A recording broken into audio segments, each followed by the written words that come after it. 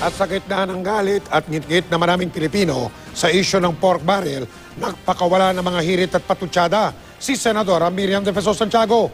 Tunghayan natin sa pagtutok na ito ni Dano Tingkungko.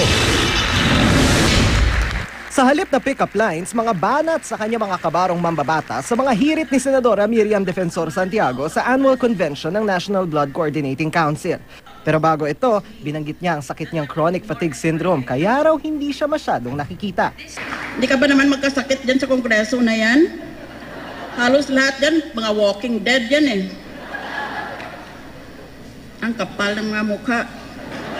Dahil convention ito ng Blood Coordinating Council, may baon siyang dugo jokes. Ano man ang gawin mo sa buhay, ibigay mo 100% mo. Maliban na lang kung nagdo-donate ka ng dugo. Anong blood type ang pwedeng motto? B positive. Ang high blood pressure ko ay political. Dito na sumegway ang senadora ng mga banat ukol sa politika. What is the difference between the Philippine government and the mafia? Answer, one of them is organized. The brain of a Filipino politician has two sides. The left has nothing right in it. The right side has nothing left in it. Hold upper. Hold up ito. Akin na ang pera mo. Lalaki. Hindi mo ba ako nakikilala? Isa akong congressman. Hold upper. Kung ganon, akin na ang pera namin. Dapat may blood test bago sila pumasok sa kongreso. Mali yatang blood nila eh. It's not only their blood, it's their brains. Inihalin tulad din niya ang dugong nananalaytay sa katawan ng isang tao sa karapatan ng publiko sa impormasyon. Magkano raw ba talaga ang kinikita ng mga mambabatas? Barya lang daw at nakakapanlin lang ang deklaradong 90,000 pesos na buwan ng sweldo ng isang senador sa ilalim ng Salary Standardization Law.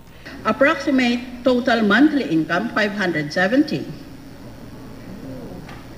Anong wow? Wala pa yun. At kapag isinama ng isang senador ang tinatawag na discretionary funds tulad ng budget ng Office of the Senator at budget for the Permanent Committee, pwedeng umabot mula 2.7 million hanggang 4.2 million pesos ang pondong nasa kanyang mga kamay at kanyang pwedeng paikutin sa kada buwan. Kung isipin mo talaga, maiiyak ka. Or you lose your belief in God. Iba pa raw ang 10 to 50% na pwedeng umanong makomisyon sa pork barrel kung tatrabahuhin ng isang senador. Kaya isinusulong niya magkaroon ng isang government website para buksan sa publiko ang impormasyon ng buwan ng kita ng isang senador o kongresista. Dapat na rin daw ipasa ng Kongreso ang matagal nang nakatenga na Freedom of Information Bill. Yung kaya naglago yung Janet Napoles na negosyo at yung mga kasamahan niya dahil wala tayong right to information. Dano Tingkungko, Nakatutok, 24 Oras.